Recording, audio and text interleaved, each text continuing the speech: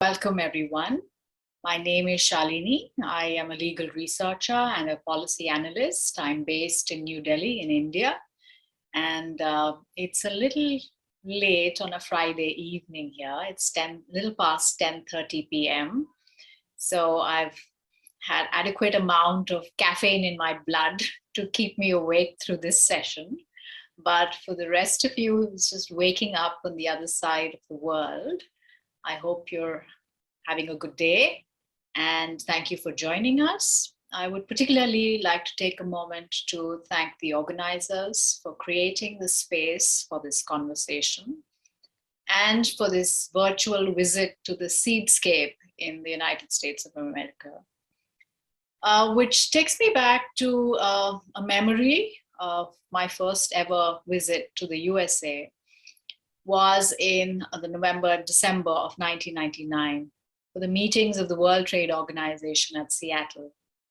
And the nature of the protest there made it quite clear that unjust trade rules had no social backing and that there was a global solidarity against quote unquote agreements made by governments, particularly those such as the Agreement on Trade-Related Intellectual Property Rights, TRIPS, and their impacts on seeds and seed-related knowledge and wisdom cultures.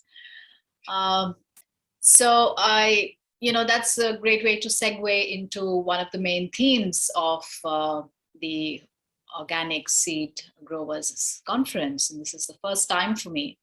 So I'm happy that from across the miles, one is able to do this through this medium. I have the pleasant duty today to do some introductions. I will be introducing not only the panelists, but also a little bit about the group that is here and what they stand for, which is the Global Open Source Seed Initiative, called GOSSI. But we'd really like to give the faces and the names of who are going to be actually representing GOSSI's work and why it offers a possible alternative to the mainstream paradigm of the rules on seeds, and particularly a statement against intellectual property rights. And as an option for global seed justice, while we're having this conversation on seed commons, I think it's a great opportunity to unpack together what seed commons actually means to all of us and the different dimensions of those commons that need to be articulated, constructed, and then safeguarded. But I'm going to jump right into the introductions. And we have people from across the world that are members of the GOSSI network.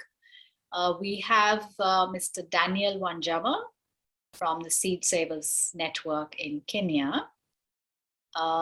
We also have Georie Pitong from the Philippines. Unfortunately, it's way too late for her.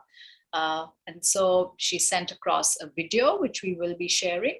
She represents Masipag, which is a farmer-led network of people's organizations and scientists that are working for the management of seed diversity through farmers' control.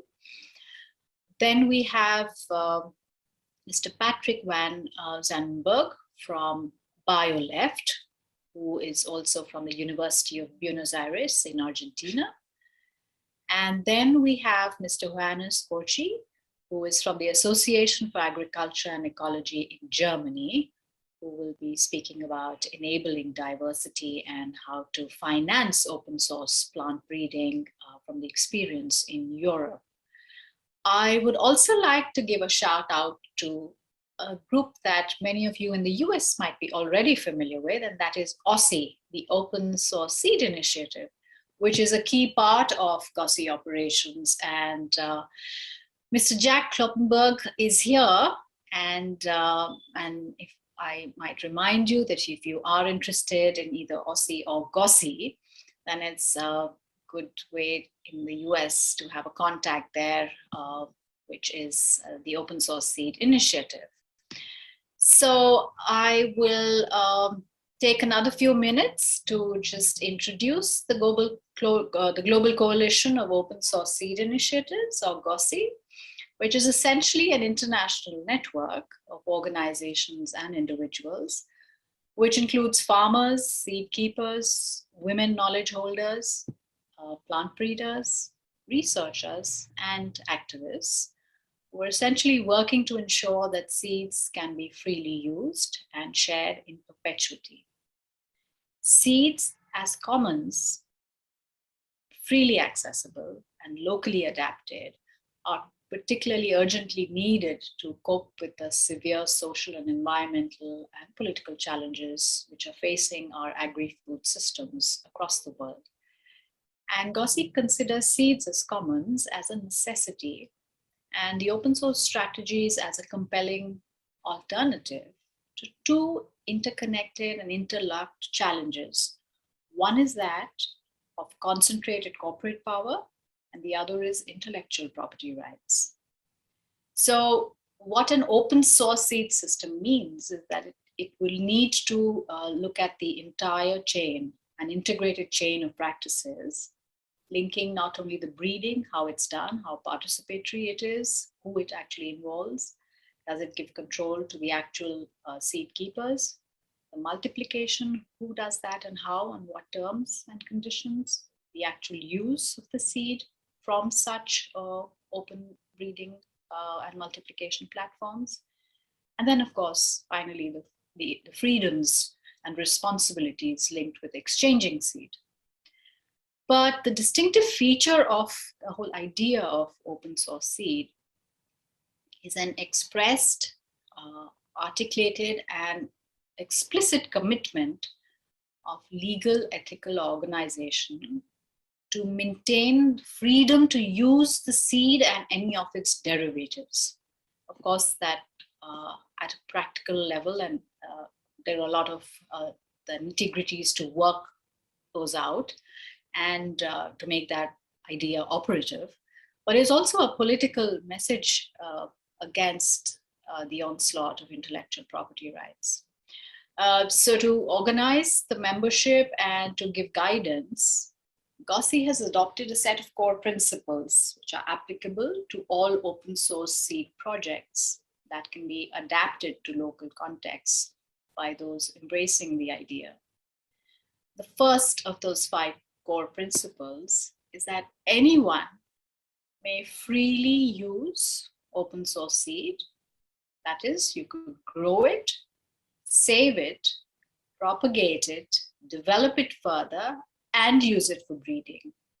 The second, recipients of open source seed may not privatize the seed or its progeny through exclusive intellectual property rights or other such restrictions.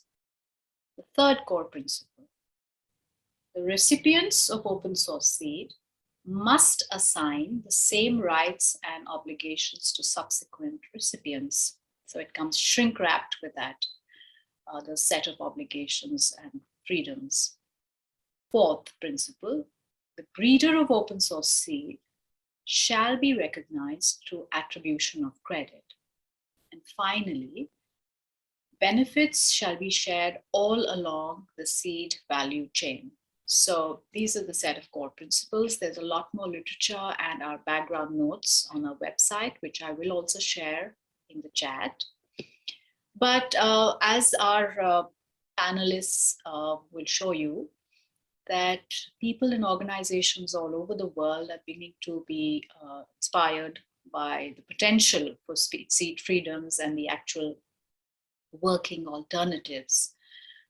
It is now a system that is being put into use and is being enacted and is working out in multiple locations, both in the global north and in the global south, which is represented in the panel.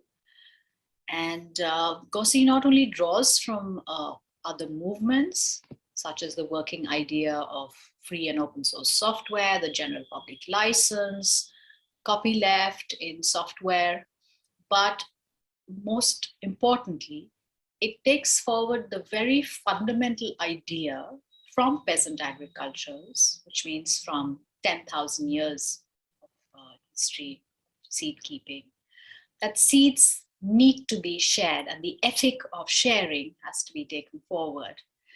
And how the Global Source Seed Initiative in itself offers to support farmer-managed seed systems. This is a great segue into introducing our first panelist, Danielle, who will be talking about open source seeds and the potential of its use in farmers' rights to present a case study from Kenya. Over to you, Danielle. You have 10 minutes before we pass on. Thank you. All right. So I'm Daniel Wanjama. I'm the coordinator Seed Savers Network, and I am a member of GOSI, a member of also steering committee. And Seed Savers in Kenya has now existed for 11 years. And our focus is advocacy and capacity building. And 4 years ago, we started implementing activities around open source seed, because we think open source ideology or open source ideas are important in resolving so many challenges that we have regarding seeds in Kenya, and more so on a farmers managed seed system. So I'll be sharing most of the challenges. Towards the end, I could share some of the solutions that we are implementing. But one of the biggest challenge is on seed access. On seed access, basically because seed sharing is prohibited, especially for seeds that have intellectual property rights. And it's also, farmers are not able also to access seeds because mostly the commercial interest for seeds are not focusing on local varieties. You can see in that picture how much diversity we have, but on the seeds that are on our shops are just a few like exotic vegetables and maize, not all grains. That is basically the only seed that we have. But then we have so many seeds that we need to have. And also seeds are very expensive. Again, that is the cost of seed is monopoly, is a result of the monopoly created by intellectual property rights on seeds. And therefore, if farmers are looking for seeds, there are a lot of seeds that people go to the shops, they will not find them. And this is intellectual property rights on seeds is to be blamed on that because of monopoly of supply. And we also have a situation where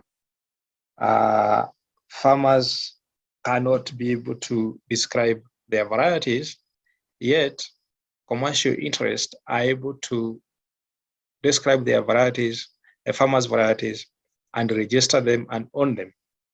Because according to our laws, that is Seed and Plant Varieties Act, if you discover any variety, you're allowed to register them and own them and actually obtain intellectual property rights. And this is a big problem because you don't have to prove that you have done any work on those varieties.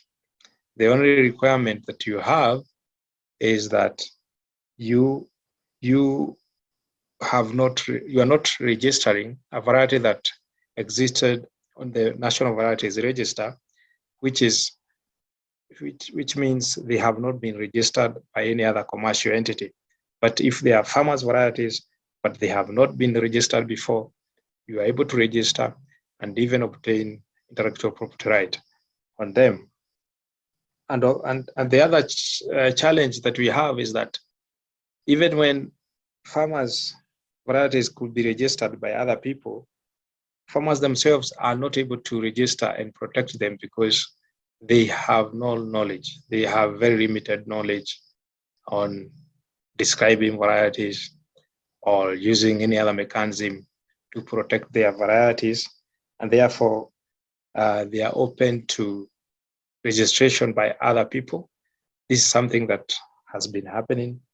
And it is a very bad situation, especially when a private entity register farmers' varieties and stop farmers from saving seeds for that particular variety, because once any item is registered, you are not supposed to share seeds for that particular crop, for that particular variety, and you are also not supposed to save for the next season. You are supposed to pay. And of course, one big obstacle for farmers selling seeds in Kenya is that every seed that is being sold in the market should be certified. But certification for farmers' variety and commercial variety is very complicated. The same standards, it's normally very hectic. It doesn't matter the amount of the seeds that you want to sell, and it doesn't matter the type of crop that you're looking at, whether you're looking at vegetables or cereals or pulses, the requirement is the same. And that make any variety that is not certified, make it a bit at risk, because then it cannot be sold in the market. And if it cannot be sold, it means if farmers are looking for seeds and the only avenue are seed shops, then it disappears and it cannot be found. We also have a situation where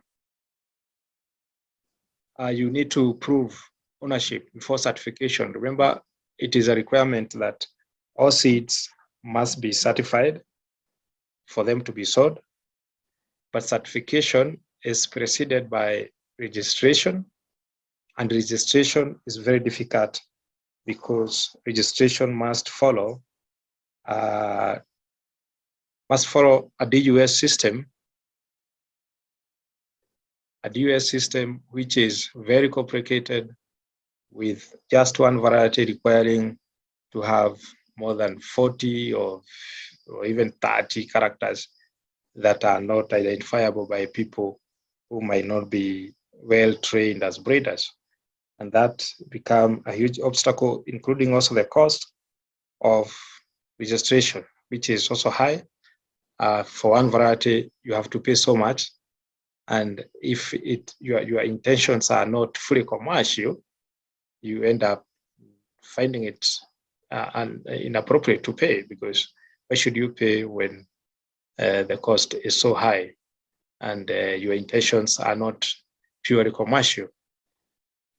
So, and because of that kind of environment in policies and regulations and the law, varieties that are not registered are basically criminal, even if they are very useful for food security. They are basically criminal because they cannot be exchanged, they cannot be sold. So they get lost because they are not on the shops and they are not available when farmers look for them. And the lack of use eventually lead to loss. And therefore we continue losing so many varieties. We did a survey 2 years ago. We saw we have lost more than 35 varieties of local crops. And this is basically blamed on that requirement for the registration. And the main agenda for registration is normally intellectual property rights in an effort to protect breeders' varieties and therefore businesses. So under this kind of that kind of environment, we have come together with Agrecol and developed an intervention that we are working on at the moment, And our interventions at the moment is first of all to protect local varieties or local cultivars, farmers' varieties. And this will be done by identification, description, and licensing with open source and documentation of those cultivars. This is what we have just started. We are doing some survey now to see which kind of varieties that we want to document. And the other thing that we are also doing in order to improve seed access is expanding the informal seed market that is existing at the moment. Farmers are buying seeds from each other, from seed banks. They're also buying seeds from the market and also from online.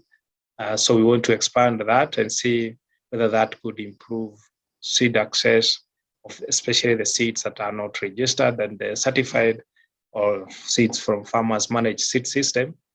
And we also doing capacity building and creating of awareness on seeds as common. We want policymakers, we want the people who are involved in breeding, the people who have been registering variety, to know that there is a model that could work for a country like Kenya, that is open source seed system. So I thank you very much. And I hope to be on the call and have continue with the discussion during the interactive session.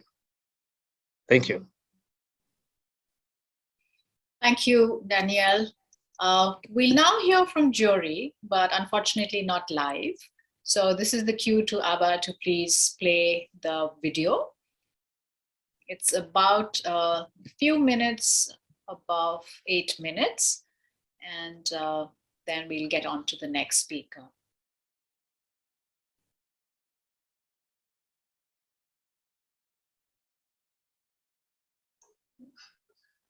Hi, everyone. My name is Georie Pitong, the Visayas Regional Coordinator of Masipag from the Philippines. Today, I will share to you our practice and our advocacy on seed as commons and participatory plant breeding. So please allow me to share to you my screen.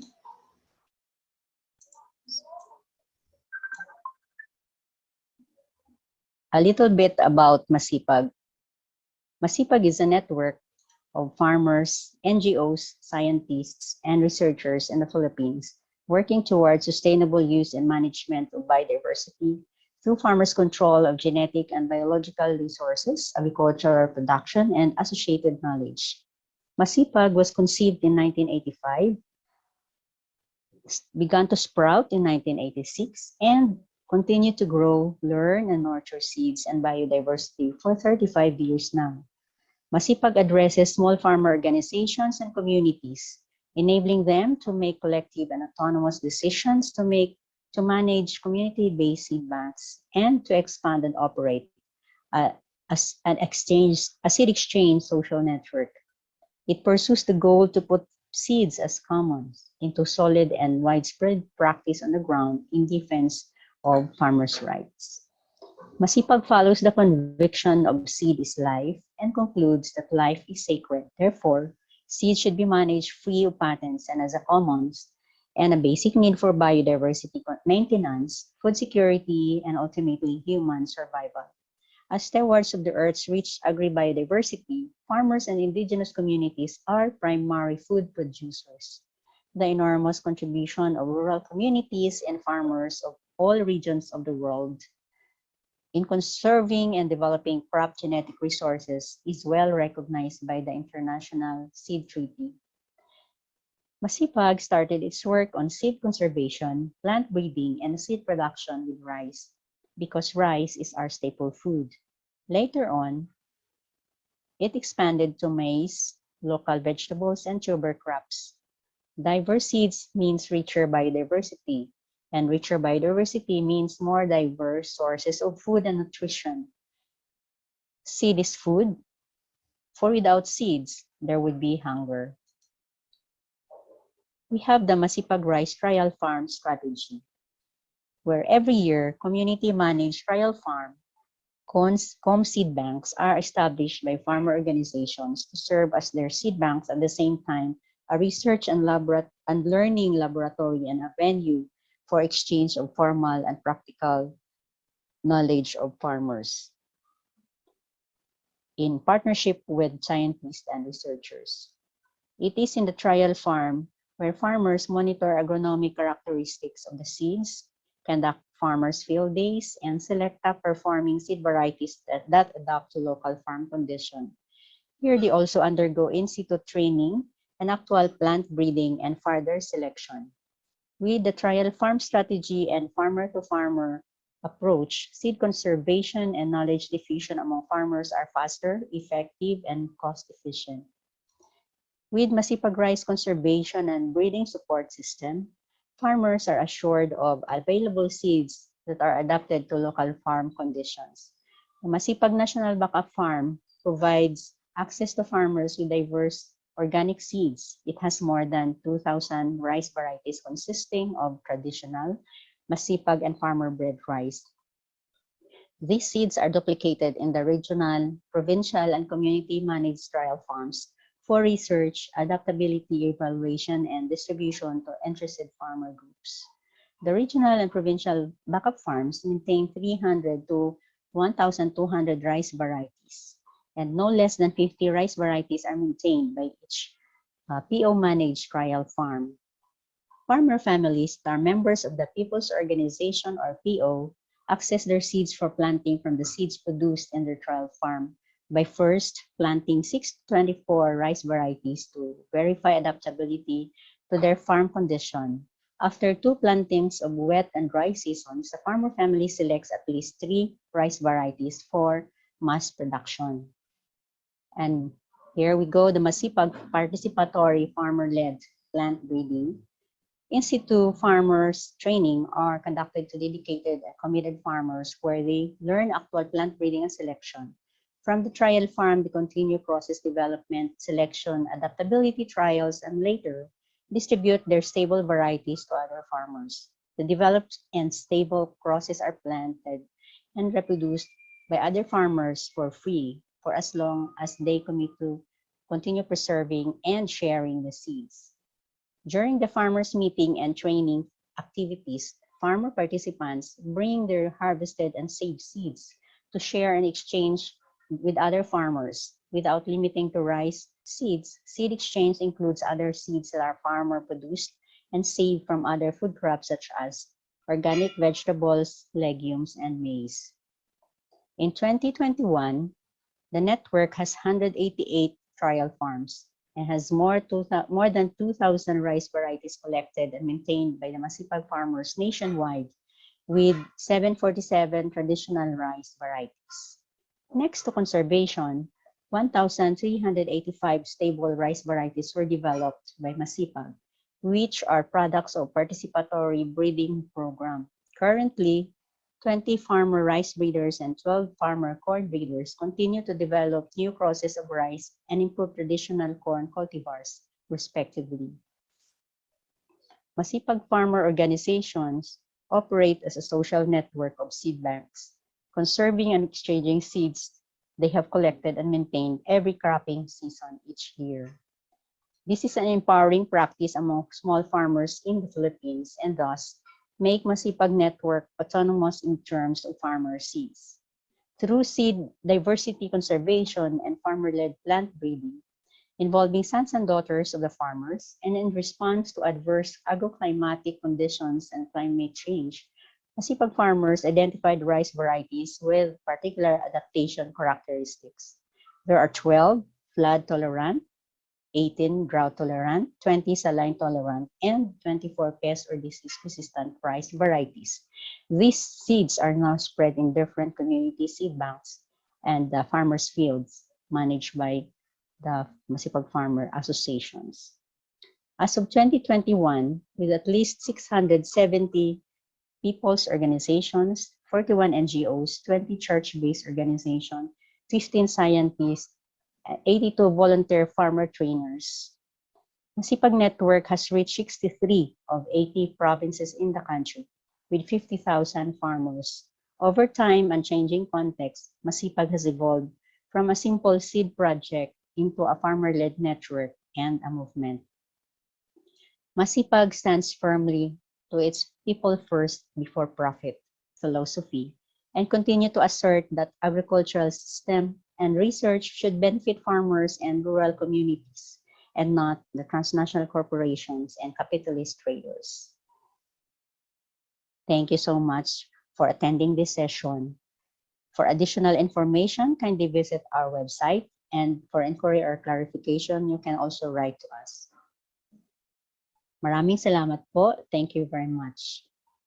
Thank you to Georie, and much strength to Masipag.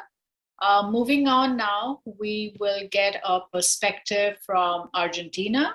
I'll request Patrick to please make his presentation. Over to you. Okay, thank you. I can still see the video of the last video, so I'm not sure whether you can see me yet. Okay, great. Thank you very much, everybody, for the invitation. My name's Paddy van Zwanenberg. I'm based in Argentina. I've been here for about 12 years, and I'm part of a group of people who, over the last 5 years, have been developing an open source seed initiative called Biodiversity. And we started as part of a sort of a university initiative, but we've since kind of spun out and become a much broader independent group of people. We are about 20 people in our core team, and we range from public sector seed breeders to extension workers, farming associations, intellectual property lawyer, software programmer, and various other kinds of people, and a much wider network too beyond that. And we were kind of motivated by the same kind of problem as is happening in Argentina, as all over the world, which is a very kind of rapid concentration in the seed market. And so really just a handful of global agrochemical firms who becoming ever more responsible for seed breeding, at least in the commercial sector, under this very closed model of innovation or breeding with very restrictive intellectual property rights. And we learned about OSSI, the Open Source Seed Initiative in the United States, and were inspired by that, and also by the free and open source software movement and their idea of not just an open model of innovation, but a highly collaborative and distributed model too. And so we're interested in, can we adapt that kind of way of thinking, which has been very successful in software, and see how it might work in seeds, which is a kind of different kind of challenge. It's more material than software. So, and through doing that kind of thing, could we, serve a much more diverse set of farmers and a much more diverse set of production systems than the commercial seed sector, which tends to focus on the highly capitalized, intensive production sector. So just to say something about Argentina, Argentina has a very large capitalized farm sector, important part of the economy, and that sector resembles really the farming systems in more industrialized countries. But at the same time, and of course, we have a seed industry and the public sector really just serving that sector. And so everyone else is ignored. There's a smaller scale family farming, peasant farming sector. It's not as big as in other Latin American countries, but it's still quite important. And there's a lot of people working with more alternative agricultural systems, using agroecological or organic or biodynamic practices, and people who want to move to that kind of alternative system. And they're entirely uncatered for by the commercial seed sector. The public sector, there's still public sector capacity in breeding, but people don't tend to have much funding. And so even if they develop interest in developing seeds for low input farming or for family farming, there's no way of actually distributing or commercializing those seeds if the private sector is not interested, as it isn't in most of the cases. And so what we see is, on the one hand, kind of public sector breeders interested in the sector but unable to deliver seeds to it, and people working, for example, in agroecological organic production, trying to breed seeds informally by themselves. So we wanted to try and link these sectors with this open source idea with BioLeft. I'm going to try and share some slides here, some photos. Okay. There we go. So that was the idea really behind where we started, was can we try and link these existing capabilities amongst kind of farmer breeders doing alternative low input agriculture and the public sector, or people in the public sector also interested in providing seeds, but there's sort of not much linkage between them. And our original idea, where we started coming in here, was could we use kind of open source ideas to try and bridge these different kinds of actors. So we've done three things really. One is use what an open source license. In our case, it was a material transfer agreement and an open source clause within a material transfer agreement. And the basic idea is that the recipient of the seed is allowed to use the seed for whatever purpose they like, and there's a copyleft element to it. It's important, which means that if there's any further transfer of that seed or any derivative of it, the person who's received it is obliged to put the same conditions on any further transfers. So the seed stays available to be shared, to be accessed, to be used by anyone in perpetuity. The second thing we've developed is a digital platform, and we originally did this to try to register seeds that have been released or shared with an open source agreement and to register their users and the transactions. And we're also interested in thinking about how we might try and document farmers' varieties, and for the same reasons Daniel was talking about in the sort of small family farming sector, who working with farmers' varieties, actually all the a lot of the activities there are technically illegal, and there's a risk of germplasm being appropriated. So we were interested in, can we use a platform to try and register and document these seeds? But we also realized we could use that platform to try and support a sort of distributed kind of breeding with people in geographically distant locations. Could we use it to put information about different varieties and experiments with different varieties and support some kind of distributed breeding? And that's where we've been putting most of our energy into the last 2 years. As just said, the third thing we have, which is the most important, that's taken the most time to develop, is a community of breeders from the public sector, mostly farming associations, farmer breeders, and also people from other institutions. We've managed to engage with sympathetic people in, say, the Ministry of Agriculture, in the seed registration agency, and all that's quite important for trying to make things happen. So over the last 2 years, we've been running 3 collaborative breeding experiments. One of them in 2 types of forage crop we had to leave because of the COVID pandemic. We couldn't go ahead, but we've been working with tomato and maize. And so I'll just say a little bit about that. The first kind of network is between public sector plant breeders and INTO, which is the National Agricultural Technology Agency, and farmer breeders from a group called the Movimiento Argentino para la Producción Orgánica, organic production. And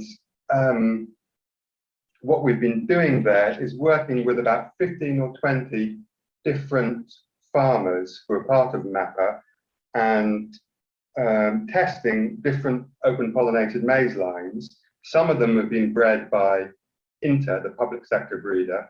Some of them have been bred by farmer breeders. And what we've been doing is a sort of collaborative attempt between the sort of university breeder or the public sector breeders and the farmer breeders to design experiments for evaluating and comparing different maize lines and having discussions about what kind of traits producers find useful, what are useful for more sustainable forms of production, how you start what kind of observations are important, how to record them, how to upload them onto our digital platform so they can be shared by others. And that's, we've had a lot of interest from farmers, I think, who, you know, who've kind of lost over decades now that sort of capacity to observe and select seeds themselves. So lots of interest there. And the second network has been with tomato, and this started with a really nice initiative from the University of Buenos Aires, the Faculty of Agronomy there, who recovered about 160 different tomato varieties that used to be grown in Argentina during the first 2/3 of the 20th century and had all pretty much disappeared. So most of those varieties had to be recovered from seed banks, and mostly seed banks abroad, because I think the domestic seed banks, the whole recording system had collapsed. And the university multiplied and grew some of those 160 varieties, and then they held a kind of public tasting session. They have a weekly agroecological fair on their campus, right in the middle of Buenos Aires, and invited people to come and taste tomatoes and score them, which is this central picture here. And what happened was 11 varieties were chosen that were popular with people, and the idea was then that these would be multiplied and given to people who wanted them, any growers, and they could grow them themselves. They would be released, they would be given to people with a bio-left open source clause, and there was a sort of formal requirement that people return some of the seed back to the university. And this was a very nice way of trying to publicize actually open source ideas, because this was the press were very interested in this scheme. Tomatoes, as everywhere, are increasingly tasteless and bred for storage rather than taste. So this kind of struck a chord with people. And with 6 of the lines that people selected, we also started some collaborative breeding kind of experiments in the same way as with maize, but this time with a group of biodynamic farmers. And I think the first year we were working with about 6 different tomato lines, and this current year with 2 tomato lines. These photos are taken from a few weeks ago. And the idea, again, learning about how to do experiments, which kind of traits producers are interested in, how to observe and record, and the idea is to do some crosses with other lines in the years that come. So those are the 2 things we're doing, and just I think I frame this as we're trying to connect these capabilities amongst farmers with those amongst breeders, but I think we're doing a couple of other things too. We're trying to support groups of farmers who are trying to recover their own breeding capabilities. We're trying to link farmers and public sector breeders in new kinds of ways. And through this kind of collaborative breeding, we're trying to create new, if you like, distributed capabilities in breeding that use digital technology in new kinds of ways, like everyone else is, and see what happens. And we're doing this under the open source kind of umbrella. And I think the open source licenses and the idea of seeds as commons is important here, but not just because it's a way of ensuring that seed germplasm can't be appropriated or appropriated only by and then closed down by other actors, other firms, but it works sort of symbolically, because people feel that the ideas behind open source of collaboration and of sharing and of common that your work is part of a common open thing is key to getting people involved and putting their time and energy into what is actually quite a time and energy intensive process. And I think that works really well as infusing people and wanting to be part of something different to the existing commercial seed sector. And I'll stop there. This is our website, and there's information in both English and Spanish about what we're up to. Thank you. Thank you, Paddy. That was very inspiring. And I love the idea of tasting those tomatoes. Okay. All right, moving on. May I now invite Johannes Johannes Kotschi is from the Association for Agriculture and Ecology in Germany, and Agrecol, as it's known in short, is also de facto working as a secretariat for GOSI. So while he will speak about the financing of open source plant breeding in Europe, he is also a great person to address questions on GOSI network and how it functions. Over to you, Johannes. Thank you very much, Shalini. Patrick, can you just, thank you, remove your screen. Yes, thank you for the invitation, Seed Savers Association. We are happy to be here. As Shalini already said, I'm from Agrecol. Agrecol promotes seeds as commons for quite a number of years now. We help to plant breeders to protect their newly developed varieties with an open source seed license, and we have established a service provider for open source seeds and for helping farmers and getting the idea extended. But Agrecol as such is very much also focused to the global south. We work in agricultural development and we support organic and sustainable agriculture in developing countries. And in this context, we have started collaboration with the Seed Savers Network since a number of months now. Daniel told you about it. So we have two legs. We are working with a scope, with a focus on Europe, but we are mainly working with a focus on the global south. And today I would like to tell you a bit on our work concerning how to finance organic plant breeding.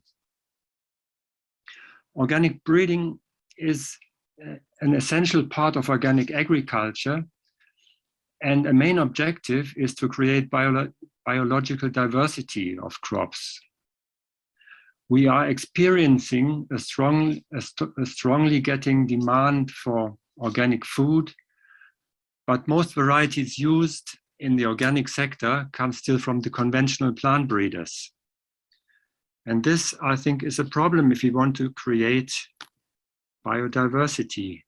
Let me try to get the screen.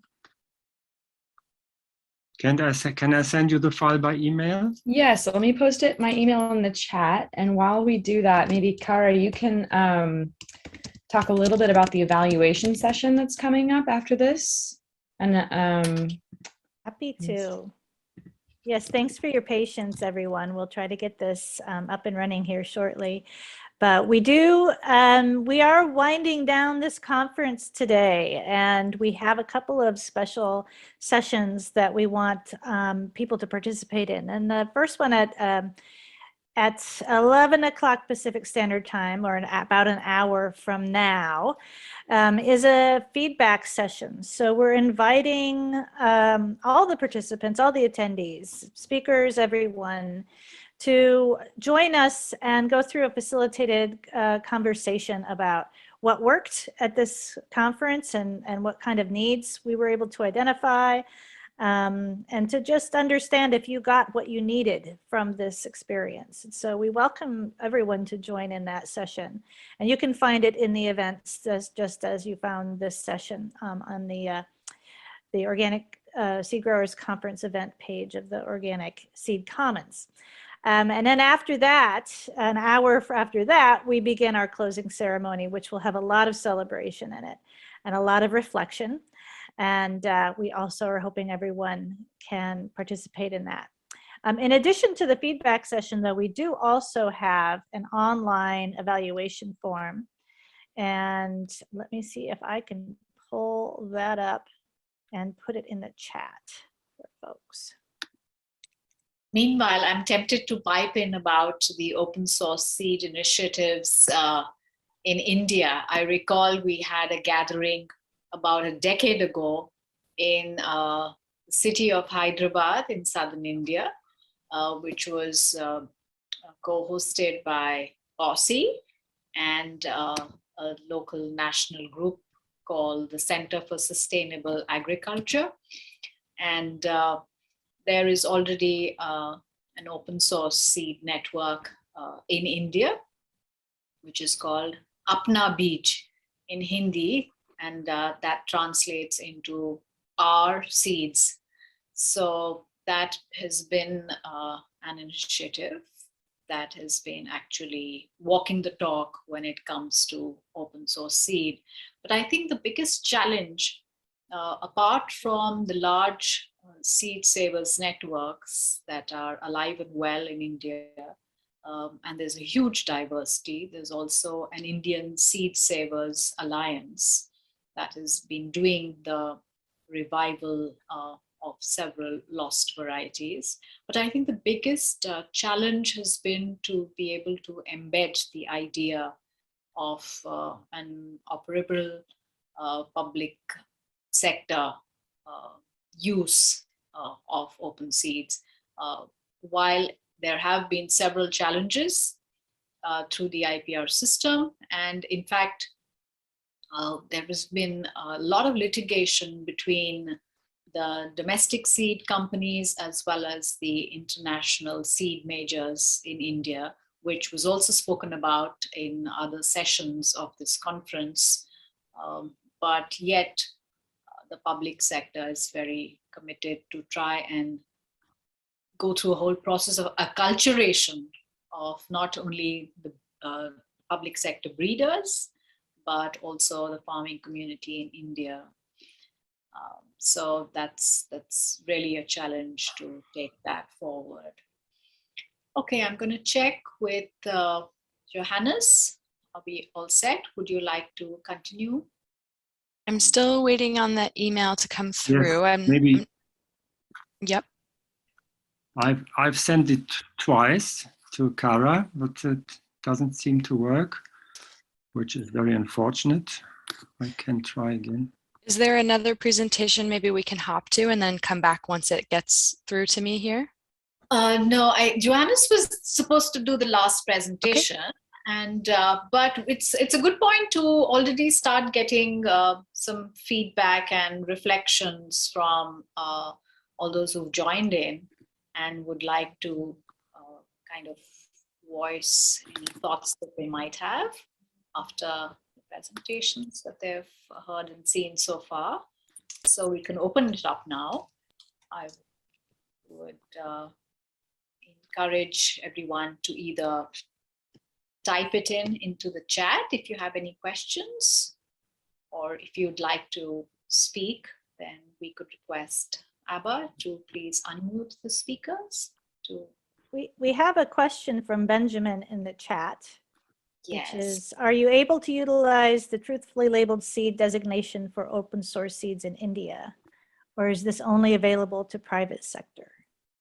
Yes, good question. Thank you, Benjamin. Yes, non-governmental organizations, farmer producer organizations, FPOs, and other seed savers who are still categorized as informal are using the TLS, the truthfully labeled seed.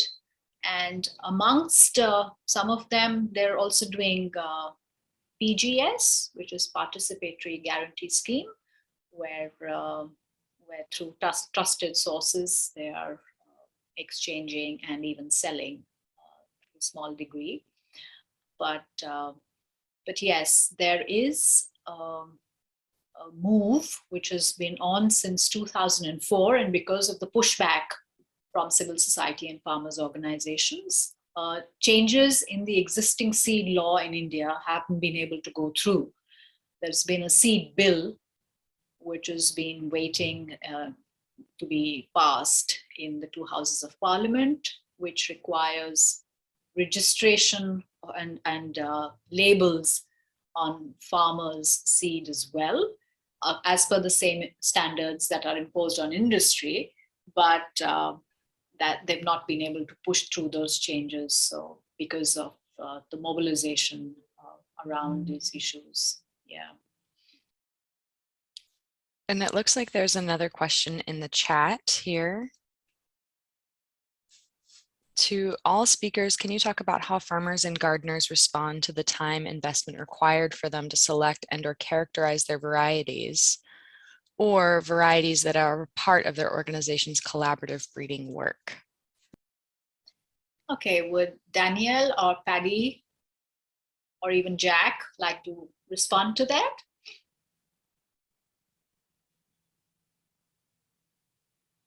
Yes. I'll have a little response because it's a great question, because it's key, I think, to whether this works at all. And we found, we actually started trying to work with, there's national associations of small family peasant farmers and indigenous farmers in Argentina, and it was just too difficult, mostly for that reason. You're actually asking an awful lot of people to get involved with something that's unclear what it's going to deliver. And so we ended up working with farmer breeders who already are interested in breeding, and so we're quite happy to take the time to become involved. It was the easiest way in, but our ambition is to work with a much wider variety of farmers and growers, and how you get there, all the time and energy is not clear for us at all. Right. Daniel, would you want to share about the experience from your side? Yeah. From one side, farmers who are able to produce some seeds, their main focus is normally food. So as they grow food, they set aside a small portion of it or small section of the garden to make seeds. Therefore, they don't see it as a major engagement. And some of the seeds that they are producing is what they are going to grow in the coming season. So they don't care whether they are going to sell it or not. They could even give it away for free, so long as they're also using the same seeds and they're also producing food using those seeds. Thank you. Yeah. Johannes, Yes, I'm there. would you like to join the conversation? I would like to get back, yes, into to the screen sharing, but I have not got a co-moderator. You should be good now. Yes, okay, I try again. It seems to be the same problem. So I would like to ask you to put my PowerPoint presentation, which you must have received meanwhile, on the screen. I haven't seen it come through yet, but I will let you know when it does come through. I'm not sure if you want to respond in the meantime to this question in the chat, and I'll let you know as soon as it comes through, which will hopefully not be the moment after the presentation ends here. We've still got time. I logged out and went in again, so I can't see the chat anymore. Okay, the question was to all the speakers, including yourself, can you talk about how farmers and gardeners respond to the time investment required for them to select and or categorize their varieties or varieties that are a part of their organization's collaborative breeding work?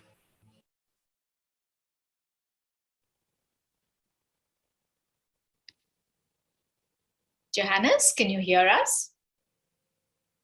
Yes, I can hear you. Okay, so that question was to you. I'm still busy here with my. All right. So just continue. All right. I like the initial comment that came in from one of the questions that was put in the chat, which was about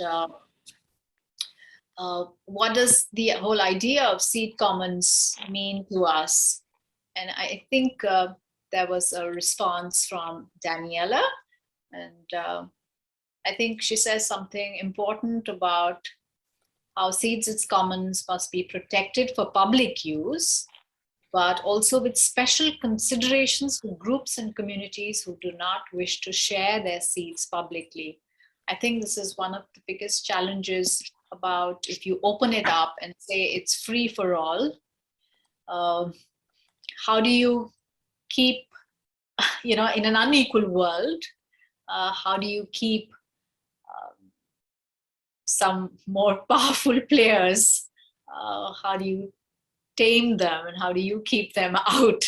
And that's quite the challenge. And it not only depends on how those commons are defined, but even within the commons, how there are boundaries and responsibilities, and only those who are willing to take those responsibilities on.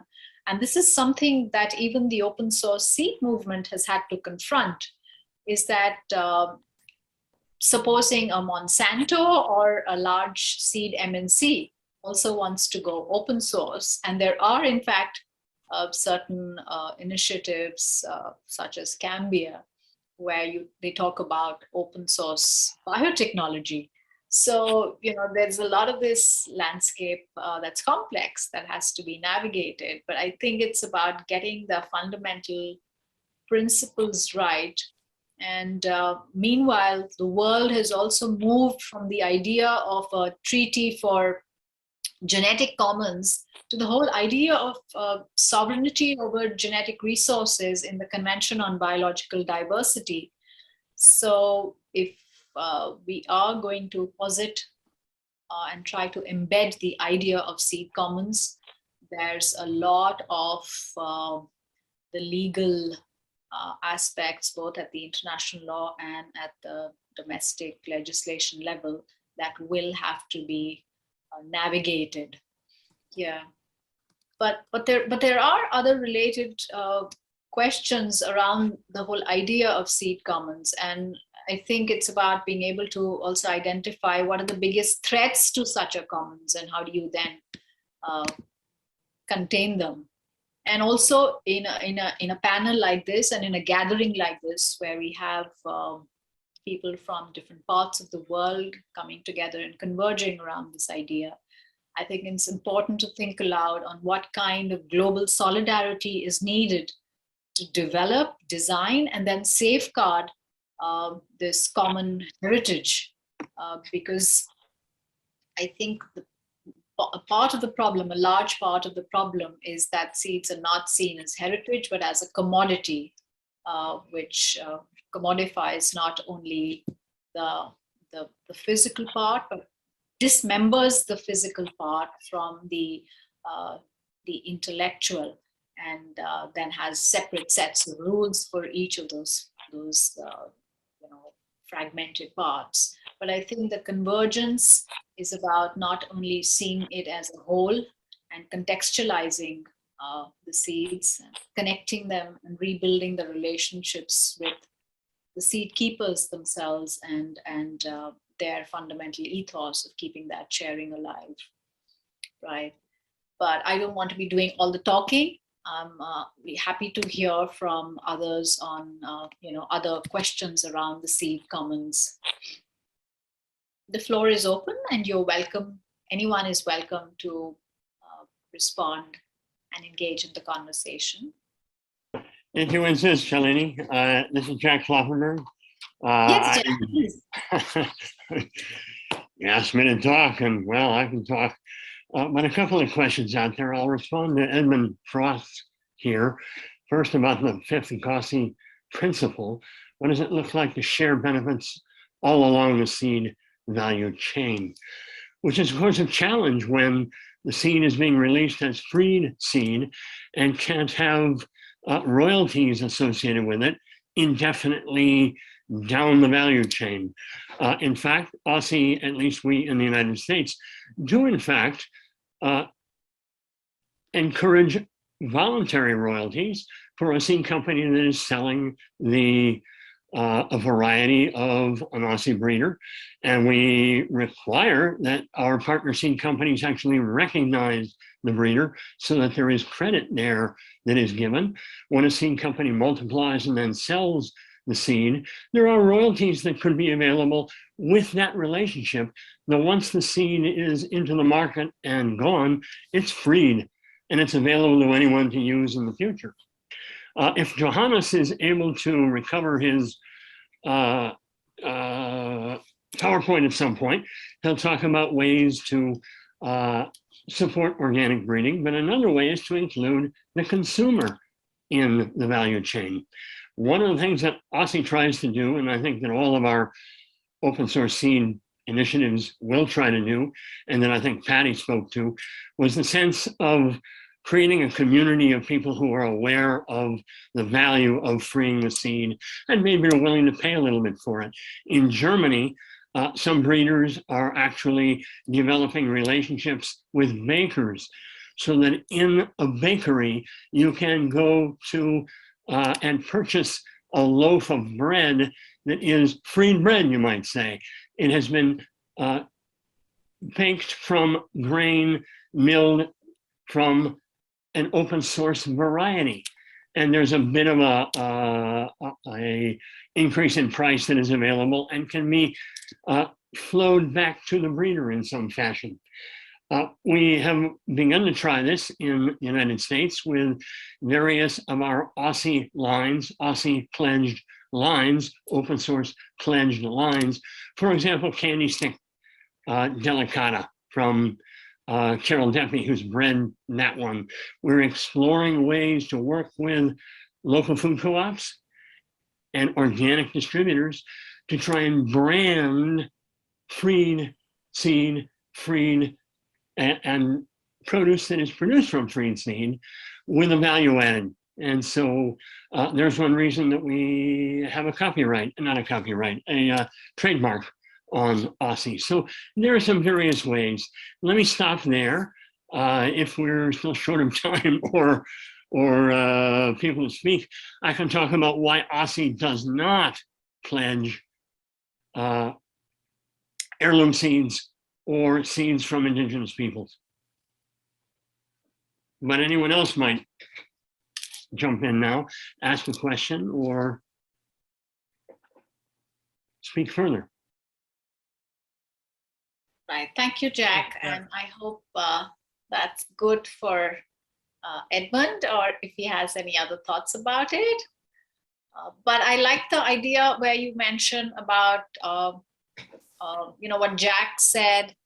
What I pull out from it is that the sharing of benefits is not simply monetary. It's not about monies that can come back to farmer breeders, for instance, but also non-monetary benefits and attributing value to other kinds of relationships and rewards and recognition that can come, which is very refreshing from simply looking at benefits purely from a monetary kind of lens, right? But Shalini. Yes, please. Yes, Johannes. I think we have to give up the idea of presenting something visual, but I can just give an oral presentation on the matter, Please. if you like. Yes, I actually just got it. Just now. So I'm happy to share my screen if there's still time. We have until the half-hour mark. Yes. So I think we have another 20 minutes or so. We have it on the program going till 10:45. Fantastic. Yeah. Okay, great. So Abba, will you be sharing your screen? I will. All right. Here. Great. There you go, Johannes. Okay, thank you very much. I'm very sorry for the technical problems, and I still don't know the reason. Yes, I would like to tell you a bit about our work on finding funding concepts for open source plant breeding. Organic plant breeding is an essential part of organic agriculture, and it's a main objective of to create biological diversity of crops. And in Europe, we are experiencing a strongly growing demand for organic food, but most varieties used for organic agriculture still come from conventional plant breeding. Next slide, please.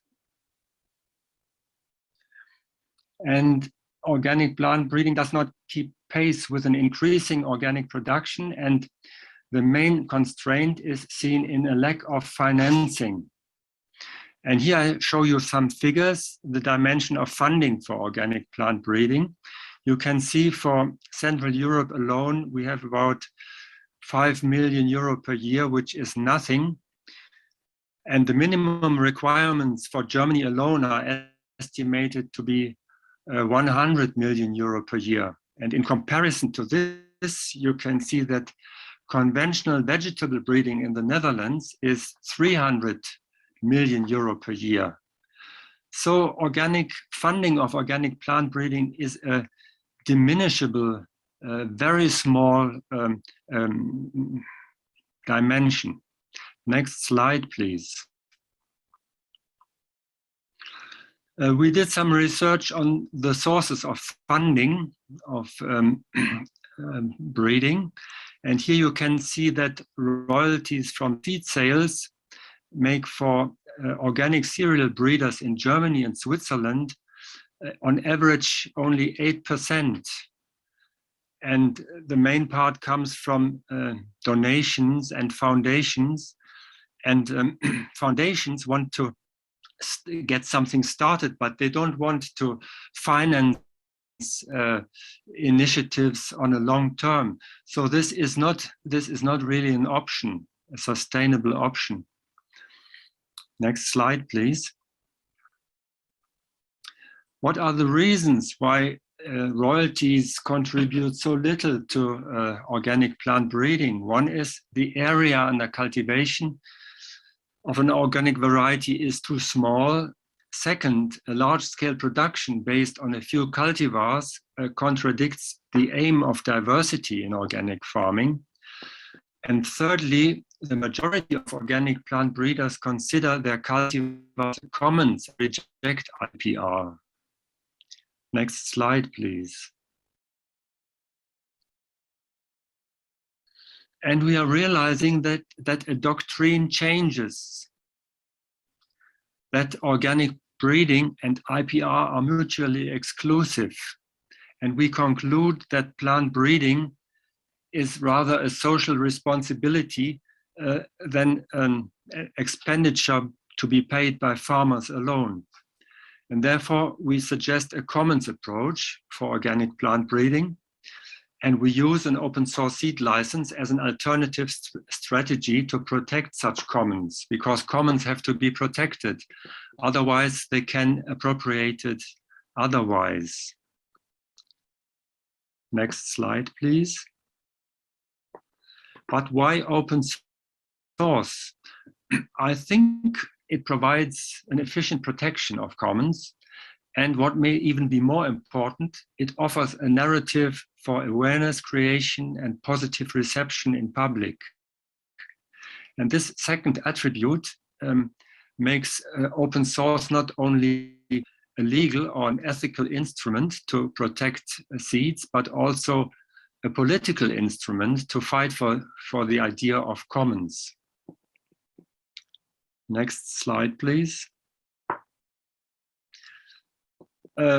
When we try to lobby for open source licensing newly developed varieties among organic farmers, they always told us, but how do you want to finance our work if you don't receive royalties? And then we did some intensive workshops, interdisciplinary workshops with commons experts, with plant breeders, with lawyers, and we tried to identify new business concepts, new funding concepts for financing commons-based breeding. And I name only 3 of these proposals which emerged, 3 which seem, to my opinion, to be the most interesting ones. And this is 1, community-based plant breeding. This is 2nd, including the whole food value chain in contributing to financing breeding. And it's thirdly, introducing a food label from free and organic seeds. Next slide, please. And in all these three concepts, funding concepts, consumers are key. And open source bears the potential to create public awareness for seeds being fundamental for food among consumers, to motivate them to contribute financially, as we have seen it with our bread project in Berlin, open source bread, and to create a pull effect on stakeholders of the food value chain, and finally on plant breeders. Next slide, please.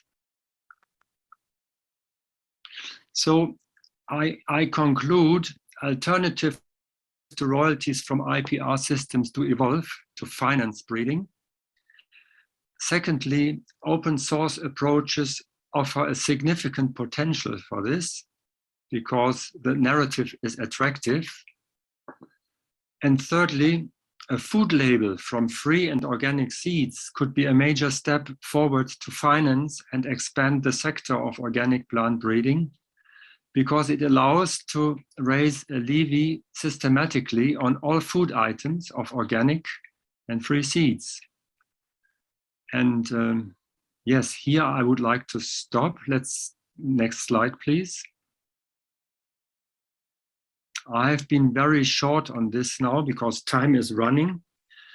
And for further information, and if you want to go into it, you can download our study, Enable Diversity, Ways to Finance Organic Plant Breeding. You'll find it on our website, opensourceseeds.org. Thank you very much for your attention. Danke. Thank you, Johannes. Glad you could make it with all those beautiful slides. Thank you. Okay, so the open source seed session is now open. We have about 15 minutes. Everybody please feel free to pipe in. Any specific questions to Johannes or to other panelists? I see Tristan has their hand up. Yes, please. Hello, can you hear me? Yes. Yeah, okay, great. So I work for the Irish Seed Savers Association. Okay, good. And I suppose I'm quite interested to find out what it would mean for us to get involved with that approach to seeds. So we're a conservation organization rather than a breeding. We don't do any breeding. We do trials, variety trials. And then we do grow outs to refresh the seed in the conservation fridge.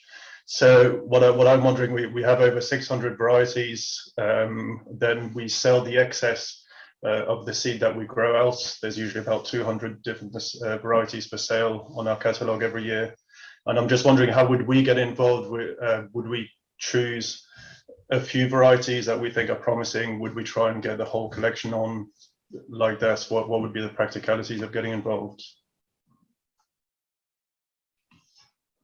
Johannes, would you like to take that question?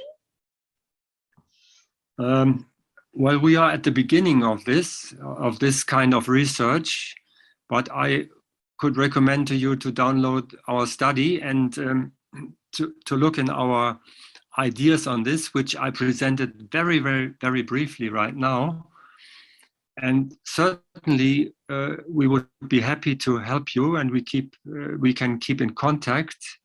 If you have specific questions, we are happy to serve you. Yeah, I was hoping we might get in touch. That would be great.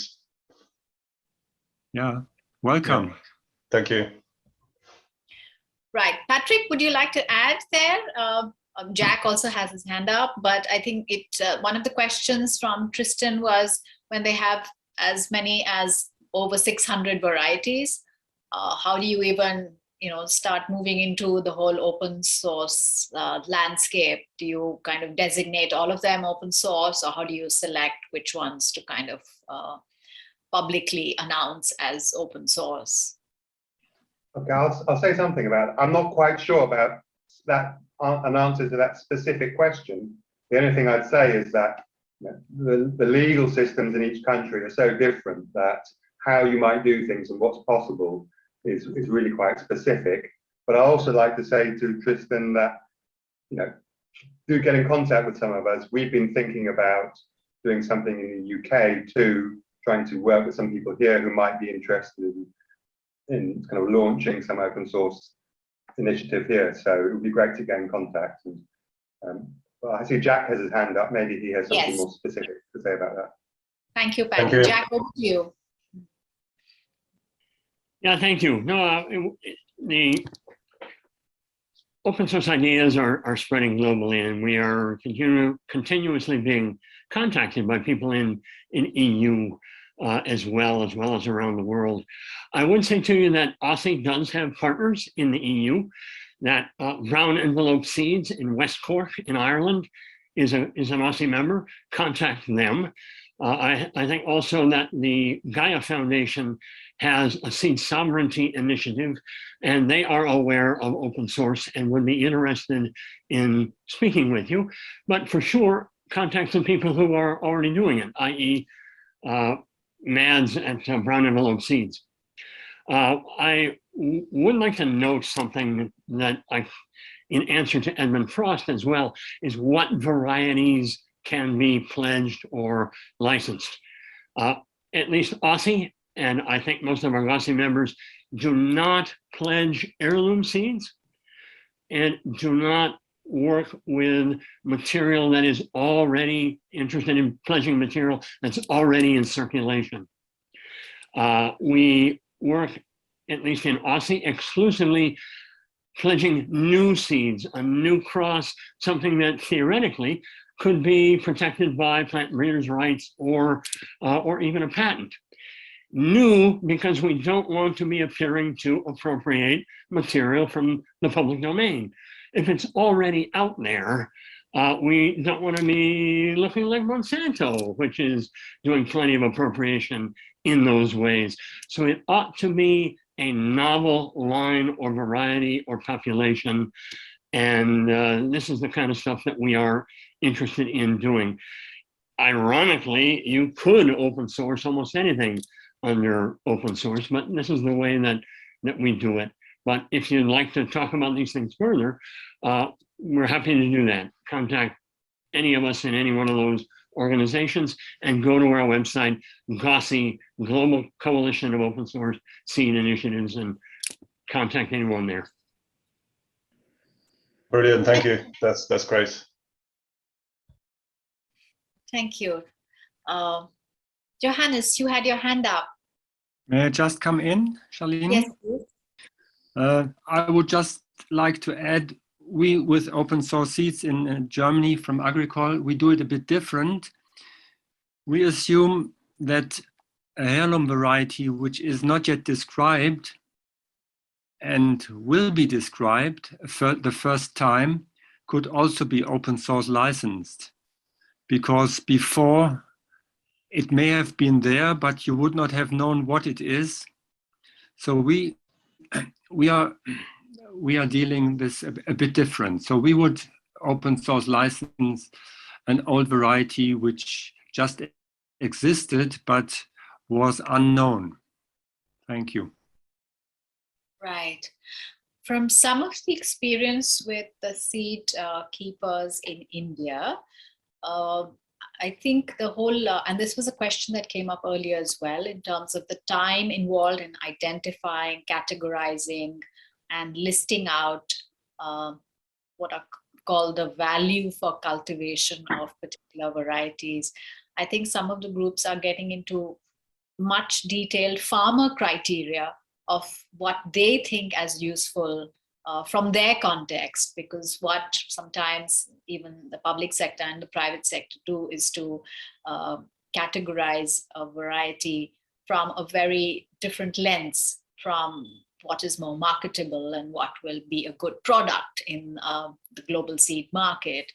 And while the criteria for for a more localized, contextualized setting is very, very different, and also incorporates the needs for not only humans but other sentient beings like livestock, etc. So I think developing a very local, context-specific value for cultivation and use is I think very critical part of the process and requires support.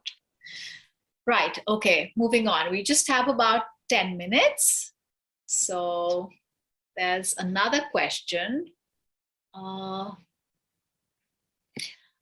Is anyone on the panel familiar with this international participatory plant breeding app they just launched this year with some of the staff from Biodiversity International? And Ava has put a link there about that app.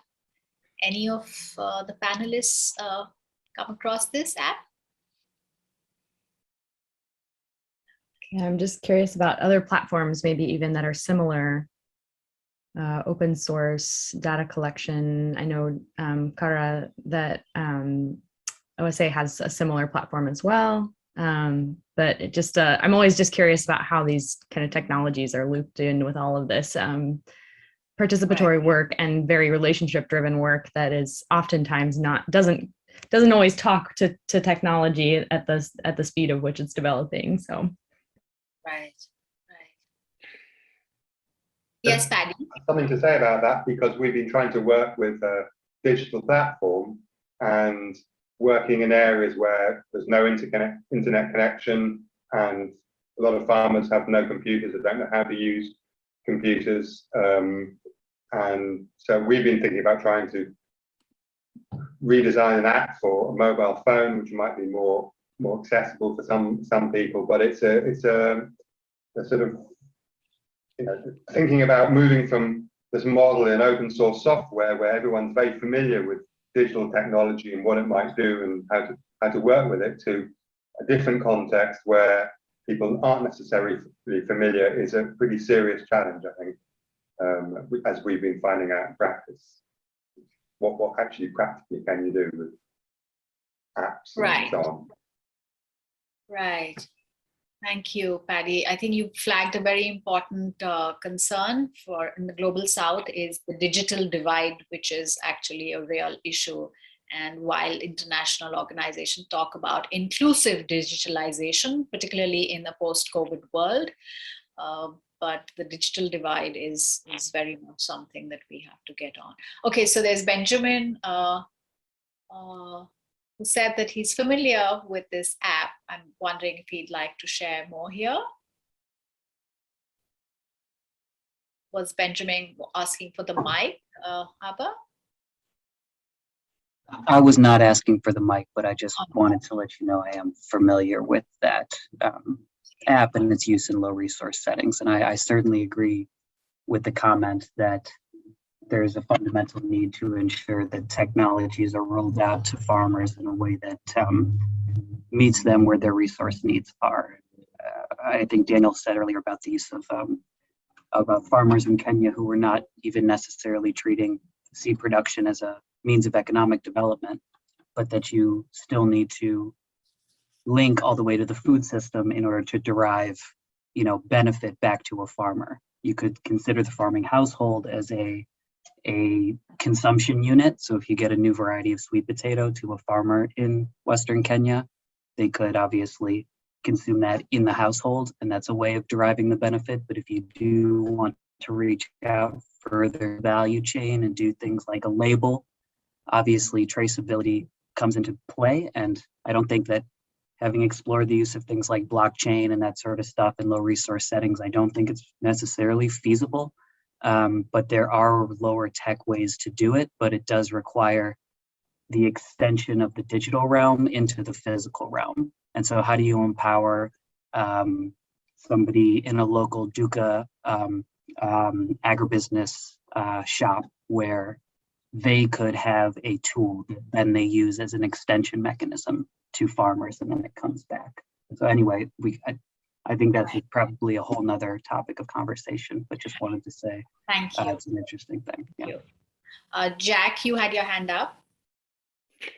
Well, I did want to put it down, and at the end here, maybe some general comments, picking up on where what you and Patty have said, Shalini, which is to say that there are many different forms of open source. There are different conditions, agronomic, social, political, economic, climate all over the world. Open source is one tool, one way about thinking of things. And I think, Shalini, I think it was you at the beginning said two things that maybe pull us together, which is to say we oppose the concentrations of economic power that are right now being proliferated by the very large seed companies. And secondly, we oppose IPRs and their proliferation. Two things that open source is designed to push back against.